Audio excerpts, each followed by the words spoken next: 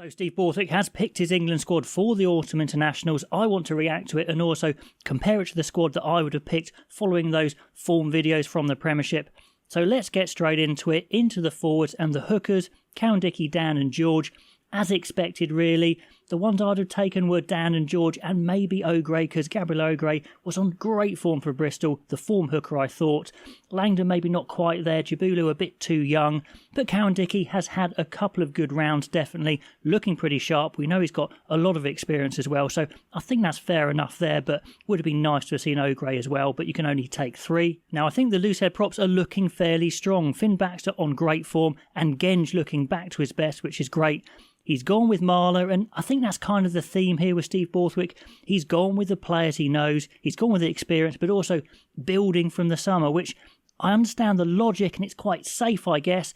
You're playing South Africa, New Zealand, you don't want to be mucking around too much, but also, are you closing yourself off to great talent out there? I think Beno Obano had to be close and on form. He would have definitely got in over Joe Marler, so that's a really tough one on Obano. I think Yogan pretty close as well. But yeah, Baxter and Genge I think are looking great, so that's good news because the tight heads just aren't that great, to be honest. We've got veteran Dan Cole, who's been Dan Cole, he's been solid. Trevor Davison's been okay for Northampton, not demolishing scrums. Stewart again for Bath, he's been okay. The guy he could have called up, of course, was Asher Apoko for Jaw, and I think he's ready. When you're taking 3 props, I think one of those guys, as a youngster, is a good idea. So I think that's a trick miss, because I don't think any of these 3 are absolute well beaters at the moment.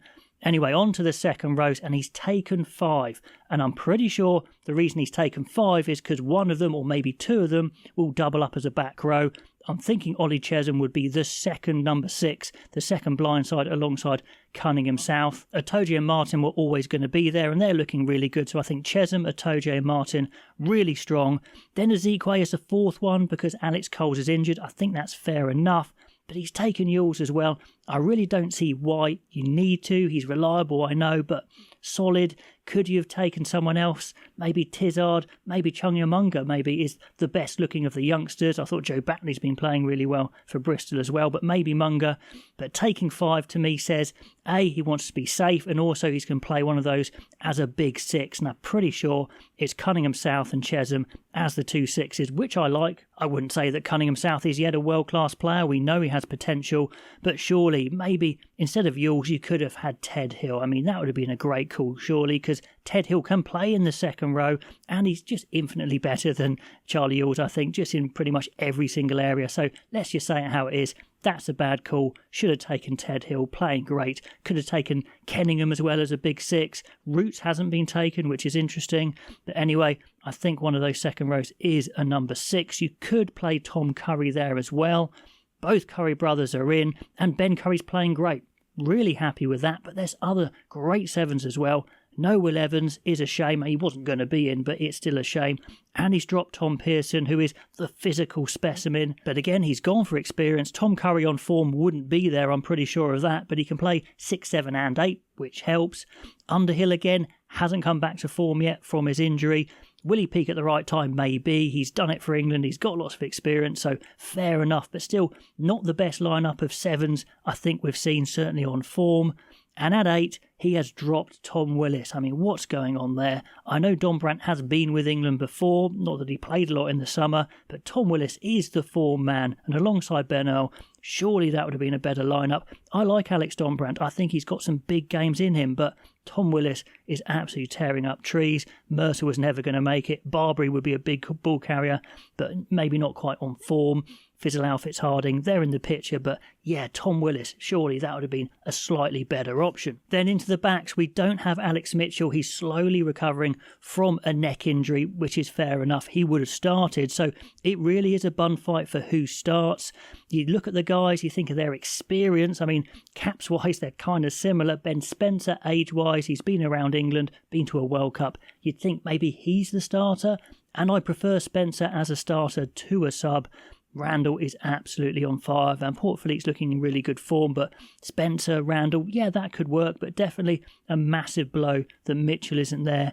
I don't think Will Porter was going to make it, but it's a shame because he's another one maybe I've liked instead of Van Portfleet. I would have gone for Mitchell, Randall, Porter, but Van Poortvliet as the third, I think, if he wasn't there. Now, fly half-wise, we got the two Smiths. No one was really close. I would have taken Ford, Smith and Smith.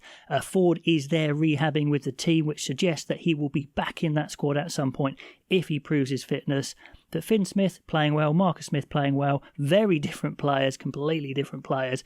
I mean, Finn Smith is more a steady starter, I would say, but I'm pretty sure Marcus Smith will start. I mean, Harvey Skinner and Fergus Burke were further down the line, I think, but they're decent players. But it was always going to be Smith and then Ford if fit. On to the centres. This is an interesting one. My 12s would have been Will Butt and Lennox Anianwu.